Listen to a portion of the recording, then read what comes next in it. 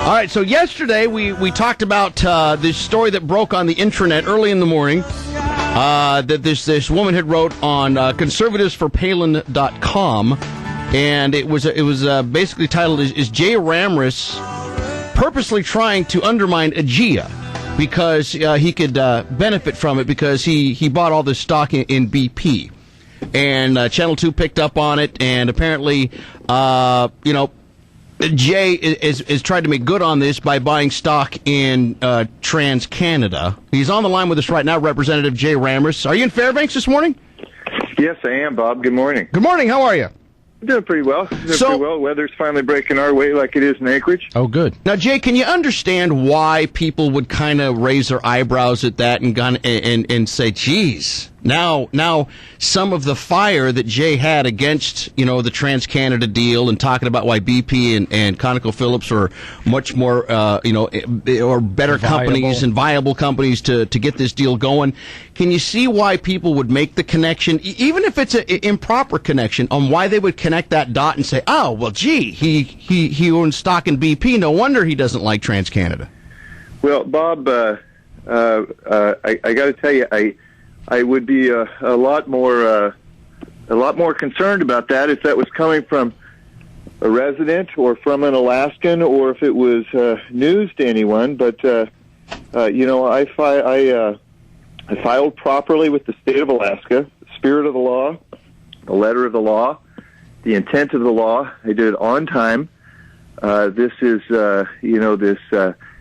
hate squad led by this conservative for Palin group that are a bunch of non-residents. They're kind of creepy, sleazy people that are a professional website funded by non-residents, non-Alaskans, somewhere else. I don't think it's news. I don't think it's particularly newsworthy.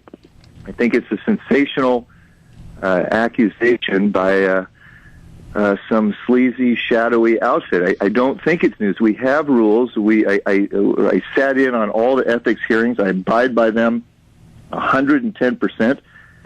We have other members of the legislature that have large holdings in oil companies.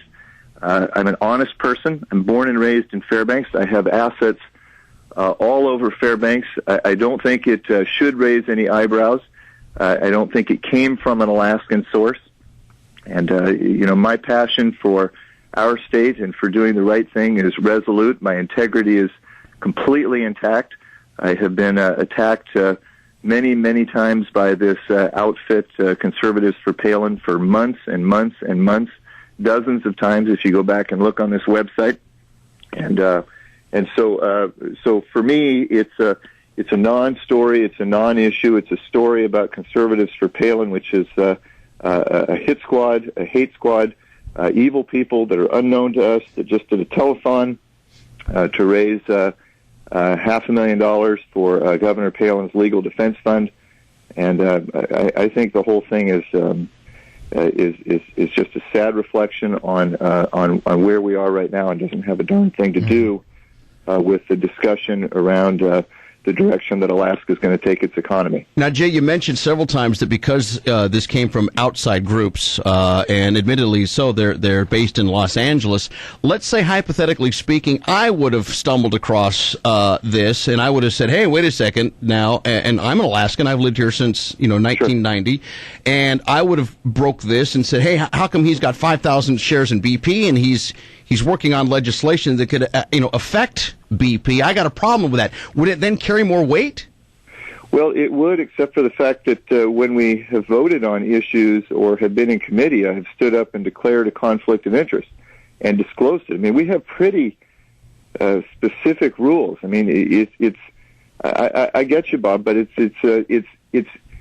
different if this is coming from inside Alaska. I mean, mm-hmm. I'm not a person that is a big fan of all of these ethics violations against the governor. I think they're garbage, and I think people have been sniping at her unfairly, and I think that this is the same kind of thing. I mean, last week Conservatives for Palin said that Mike Hawker ought to be in jail. Mm-hmm. I think that they are doing a disservice to the dialogue across our state. Look, I'm passionate about in-state gas. I happen to agree with Sarah Palin about 90% of the things that she does.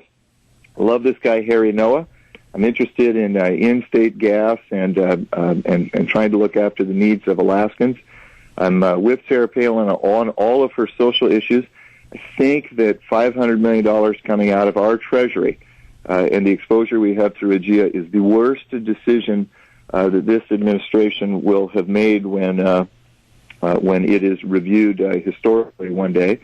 And time will tell who's on the right side or the wrong side of that call. But a position in BP is certainly not going to influence my decision when it comes to looking out for the state of Alaska and the oath that I took to our state constitution. And I have to be honest with you, Bob. Nothing that Alaskans do are going to sway the share price of a multinational company that's one of the 3 or 4 largest companies on earth. And we tend to be so proud of our oil and gas province, and it is often one of the things that Alaska does that hurts it more than anything is it fails to be competitively globally, thinking that somehow our hydrocarbon molecules are so special that they have a greater value than the commodities value around the world. And a committee discussion on an issue in Alaska is not going to sway the share price of a large company. It's just hard to connect those dots, and I struggle with that. And frankly, I was, at the time, and when I bought the BP back in August, my intention was to own it a day or two. I mean, it had to do with a pipeline in Russia and Kazakhstan, and and it was August 18th, and we all know that August was right before the American financial system went in the toilet, and then I ended up holding BP through several dividend cycles, waiting for the market to recover and for oil to come back from $30 to $70. And since sold that position and then bought it back and sold it and bought it back and sold it a couple of times because, I do some day trading in my account to try and recover, the 50% that went away, like for most Americans. Did you buy at 52 or 57 originally? I bought it 57 and watched it go to 38. Yeah, it's about 47 today, I think. Yes, and at 47 I bought more. And sold it at 51, and had taken it through several dividend cycles, and then bought and sold some more. But I bought and sold First Solar to J.P. Morgan, and yesterday I owned some IBM for a little bit. And we're citizen legislators. It's a different standard when you're a citizen legislator when we are only in session for 90 days. Than when you have the job 24 hours a day, 365 days a year. That's the Executive Ethics Act.